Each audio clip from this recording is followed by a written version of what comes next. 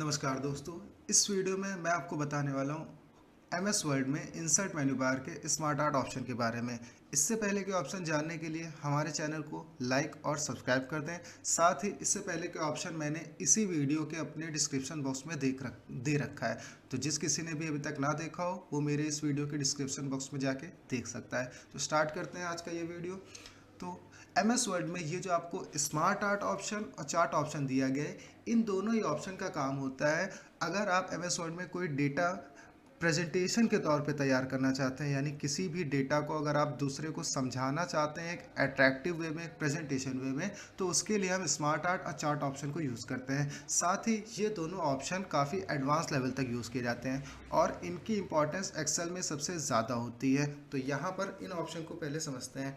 तो smart art में सबसे पहले आपको यहाँ पे क्लिक करते ही कुछ लेआउट दिए जाते हैं इस तरीके से, जो आपको अलग अलग कैटेगरी वाइज दिए गए हैं, जैसे लिस्ट में प्रोसेस, साइकिल, हियरची, रिलेशनशिप, मैट्रिक्स और पिरामिड। तो इसमें से किसी भी एक लेआउट को आपको पिक करना है और ओके करना है इस तरीके से। तो लेआउट आने पे आपके देखिए यहाँ पे दो मेन्यू बार खुलते हैं जिन्हें स्मार्ट आर्ट टूल्स कहा जाता है, डिज़ाइन और फॉर्मेट। जिसमें से डिज़ाइन का काम होगा इस स्मार्ट आर्ट को डेकोरेट करना, डिज़ाइन करना, और फॉर्मेट जो इससे पहले हम आपको बता चुके हैं शेप में और पिक्चर में, कि फॉर्मेट में आप किसी भी ऑब्जेक्ट को टेक्स्ट रैप कर सकते हैं, मूव करा सकते हैं और पेज में अरेंज कर सकते हैं। जिसमें से स्मार्ट आर्ट भी एक तरह का ऑब्जेक्ट है। तो यहाँ पे देखिए अभी ये व्रैप ना होने की वजह से कितना हार्डली चल रहा है, यानी कि मूव नहीं हो रहा है। तो सबसे पहले आपको फॉर्मेट में आके, टेक्स्ट रैपिंग में आके यहाँ पे इन फ्रंट ऑफ टेक्स्ट करना है, ताकि आप इस ऑब्जेक्ट को टेक्स्ट रैप करके कहीं पे इजीली यूज़ कर सकें, कुछ इस तरीके से। तो ये टेक्स्ट रैप हो चुका है। देन एक स्मार्ट आर्ट लेने पे यहाँ पे ध्यान रखिएगा, ये जो आपको आउटर बॉर्डर दिख रहा है, इस आउटर बॉर्डर से हम जब ऑब्जेक्ट को मूव करते हैं तो इस आउटर बॉर्डर में जो वाइट हिस्सा है ये कहलाता है बैकग्राउंड, और इसके अंदर ये कुछ दिए गए हैं शेप, जिसमें से हर शेप में जहाँ पे ये टेक्स्ट वर्ड आ रहा है इसका मतलब है आप इस शेप के अंदर अपने कंटेंट को लिख सकते हैं, कुछ इस तरीके से। ठीक है। साथ ही यहाँ आप बैकग्राउंड से देखेंगे तो आप इस ऑब्जेक्ट को इस तरीके से कस्टमाइज़ कर सकते हैं। और हमेशा ध्यान रखिएगा जब भी आप किसी ऑब्जेक्ट को कस्टमाइज़ करेंगे तो हमेशा कॉर्नर पॉइंट से करिएगा, क्योंकि कॉर्नर पॉइंट से ऑब्जेक्ट की हाइट और विड्थ दोनों एक साथ कस्टम होती है। यही अगर आप साइड से करेंगे तो उसकी केवल हाइट या विड्थ पे ही असर पड़ेगा, जिससे ऑब्जेक्ट आपका ख़राब हो सकता है। तो हमेशा ऑब्जेक्ट को कॉर्नर पॉइंट से कस्टम करिएगा। देन जानते हैं ऑप्शन के बारे में। तो सबसे पहले आ जाइए डिज़ाइन में। तो डिज़ाइन में ये आपको दी गई है स्मार्ट आर्ट स्टाइल है, जिससे आप इस ऑब्जेक्ट को 3D और 2D किसी भी स्टाइल में कन्वर्ट कर सकते हैं, कुछ इस तरीके से। इसके साथ साथ इसी बगल में यहाँ पे ऑप्शन दिया गया चेंज कलर का, जिससे आप इसके अंदर कलर फिल कर सकते हैं, कुछ इस तरीके से। देन लास्ट में यहाँ पे एक ऑप्शन है रीसेट ग्राफिक, जिसका काम है अगर आपको ये स्टाइलिंग अच्छी नहीं लग रही है और आप इस स्टाइलिंग को हटाना चाहते हैं तो उसके लिए हम यहाँ पे रीसेट ग्राफिक करेंगे, कुछ इस तरीके से। उसके बाद यहाँ पे एक ऑप्शन दिया गया लेआउट का, जिसमें से नाम देखिए केवल लेआउट लिखा है, बट इसका काम होता है change layout. Change layout means आपने जो लेआउट ले रखा है जिसके अंदर आपने ऑलरेडी एक डेटा तैयार कर दिया है, अब आप चाहते हैं यही डेटा हमारा किसी दूसरे लेआउट में कन्वर्ट हो जाए, तो उसके लिए हम यहाँ से चेंज लेआउट करेंगे, कुछ इस तरीके से। देखिए कंटेंट आपका वही रहेगा बट लेआउट चेंज हो जाएगा। ठीक। उसके बाद शुरुआत में ऑप्शन देख लीजिए, यहाँ पे एक ऑप्शन है आपका ऐड शेप का। जैसे अभी हमारे इस ऑब्जेक्ट के अंदर कंटेंट के लिए हमें 3 शेप दिए गए हैं, अब हम चाहते हैं हम एक और शेप ऐड कर लें ताकि उसमें कुछ कंटेंट लिख सके। तो जहाँ पे आपको शेप ऐड करना है, पहले एक उस पोजीशन का ऑब्जेक्ट आपको पिक करना है। पिक करने के बाद ऐड शेप में जाना है। अब यहाँ पे देखिए 2 डायरेक्शन आपको दी जा रही हैं, add shape before, add shape after. यानी आपने जो ऑब्जेक्ट पिक कर रखा है आपको इससे पहले शेप ऐड करना है या बाद में। तो बाद में ऐड करना है तो आफ्टर, पहले ऐड करना था तो बिफोर। तो ये देखिए एक नया शेप ऐड हो जाएगा जिसके अंदर आप और डेटा अपना एडिट कर सकते हैं, यानी कि लिख सकते हैं।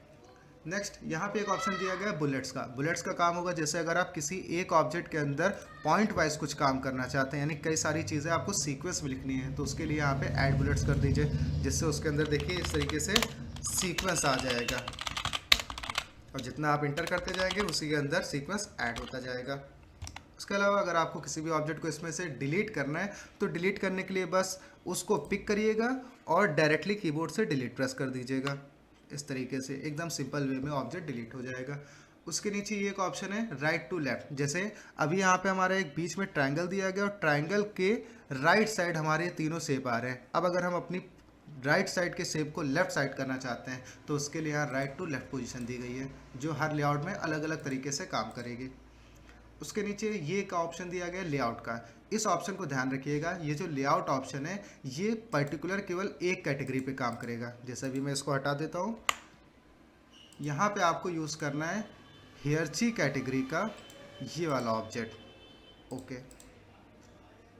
टेक्स्ट रैप करते हैं।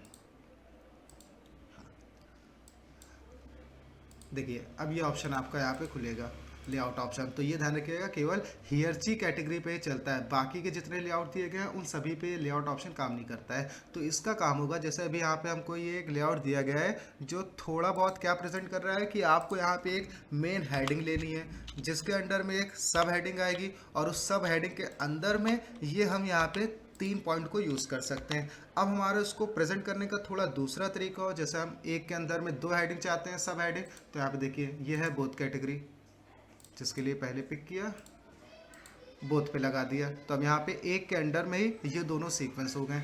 इसी तरीके ये लेफ्ट हैंगिंग है यानी सारे ऑब्जेक्ट लेफ्ट साइड, और ये राइट हैंगिंग सारे ऑब्जेक्ट राइट साइड। तो ये एक प्रेजेंटेशन का वे होता है, तो यूज़ करना चाहे आप यूज़ कर सकते हैं। फिलहाल में हम हटा देते हैं इसको।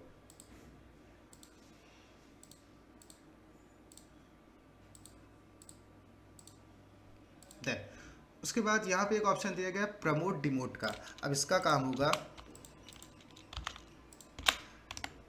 जैसे हम चाहते हैं ये जो बी ऑब्जेक्ट है ये हमारा शेप हट जाए और इसके अंदर का जो डेटा है वो पहले वाले के अंडर में आ जाए, यानी इसका डिमोशन हो जाए और पहले वाले के अंडर में चला जाए। तो उसके लिए हम इसको डिमोट पे लगा देंगे। तो इससे क्या होगा, वो ऑब्जेक्ट हट जाएगा लेकिन उसके अंदर का जो कंटेंट है वो पहले वाले के अंडर में आ जाएगा। इसी तरीके अगर हम वापस उसको प्रमोट करना चाहते हैं, एक सेपरेट कॉलम में देना चाहते हैं, तो उसके लिए प्रमोट ऑप्शन फिर से, ठीक है। तो डिमोट प्रमोट यानी डिमोशन करना और फिर से उसका प्रमोशन कर देना।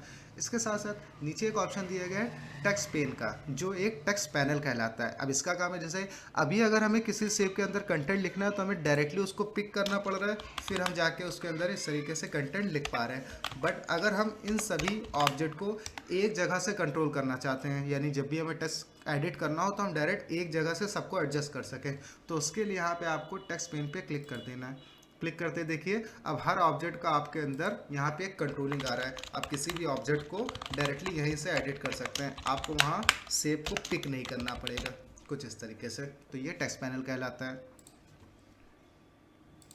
तो ये आपके डिज़ाइन के ऑप्शन कंप्लीट हो गए। देन नेक्स्ट आपका फॉर्मेट ऑप्शन।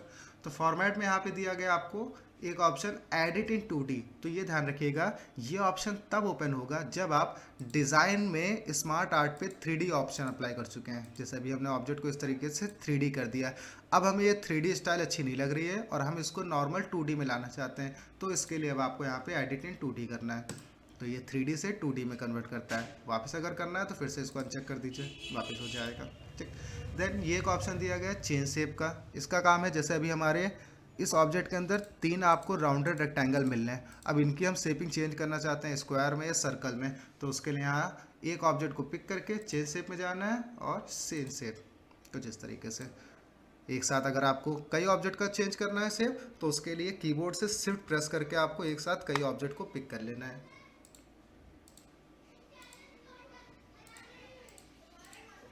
तो ये आपका ऑप्शन कहलाता है चेंज शेप।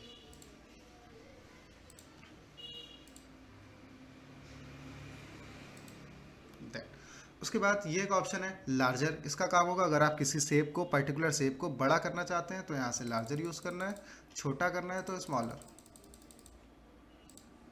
लार्जर स्मॉलर, ठीक। देन उसके आगे ये आपको शेप स्टाइल दी गई हैं, यानी जो आपने ऑब्जेक्ट ले रखे हैं उनको अगर आपको डेकोरेट करना है तो यहाँ से आप शेप स्टाइल को यूज़ कर सकते हैं। तो एक को पिक करेंगे एक स्टाइल होगा, एक साथ अगर आपको कई सारे ऑब्जेक्ट पे लाना है तो सेम शिफ्ट के साथ आपको ऑब्जेक्ट पिक कर लेने हैं और फिर यहाँ से स्टाइल अप्लाई करनी है। तो एक साथ आप कई ऑब्जेक्ट को कलर कर पाएंगे, डेकोरेट कर पाएंगे।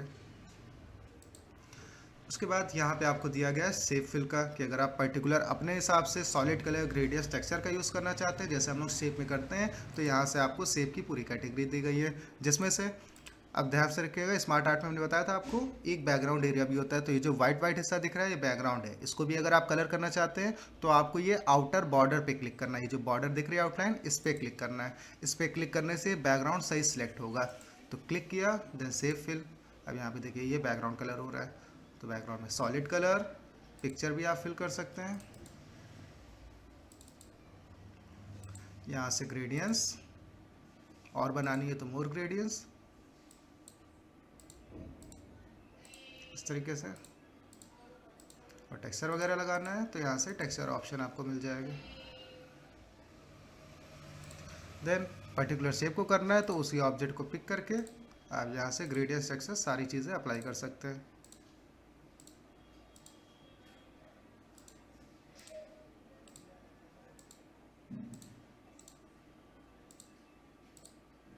तो इस तरीके से।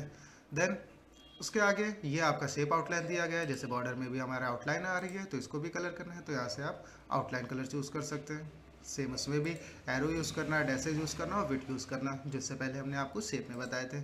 उसके नीचे ये शेप इफेक्ट, तो इसमें भी अगर आपको एक बार में सब पे इफेक्ट लगाना है तो डायरेक्टली आप आउटर से सिलेक्ट कर लीजिए। सिलेक्ट करने के बाद ये आपका प्रीसेट ऑप्शन, जिससे पिक्चर हमारा ऑब्जेक्ट हमारा ब्राइट होता है। उसके नीचे शैडो ऑप्शन, रिफ्लेक्शन जैसा आपको बताया था, ग्लो, ये आपका सॉफ्ट एड्स, बेवेल और 3D रोटेशन। देन उसके आगे ये आपका दिया गया वर्ड स्टाइल, यानी जो इसके अंदर हमने कंटेंट लिखा है, अगर हमें कंटेंट को डेकोरेट करना है तो यहाँ से आप वर्ड स्टाइल ऑप्शन यूज़ करेंगे, जिसमें से आपको पहले हर कंटेंट वाले शेप को शिफ्ट के साथ इस तरीके से सिलेक्ट कर लेना है। सिलेक्ट करने के बाद यहाँ से आपको वर्ड आर्ट स्टाइल चूज़ करनी है, देखिए जो कंटेंट को डेकोरेट करेगा कुछ इस तरीके से। उसके आगे पर्टिकुलर कलर फिल करना टेक्स्ट के अंदर। अब इसमें भी कंटेंट में भी आप ग्रेडियंट्स और टेक्सचर का यूज़ कर सकते हैं, क्योंकि ये भी हमारे लिए एक ऑब्जेक्ट दिए गए हैं। देन टेक्स्ट में आउटलाइन लगाना। उसके नीचे ये टेक्स्ट इफेक्ट, जैसे हम लोग ऑब्जेक्ट में रिफ्लेक्शन शैडो वगैरह यूज़ करते हैं, सेम चीज़ आप अपने कंटेंट में कर सकते हैं।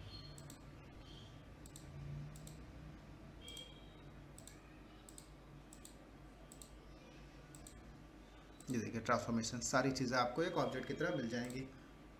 उसके आगे ये पूरा रेज ग्रुप दिया गया है और साइज, जिससे पहले हमने आपको लास्ट वीडियो में बता रखा है, तो जिस किसी ने भी ना देखा हो वो प्लीज़ मेरे डिस्क्रिप्शन बॉक्स में जाके देख सकता है। तो ये वीडियो आज का कंप्लीट हुआ, मिलते हैं नेक्स्ट वीडियो में। जय हिंद।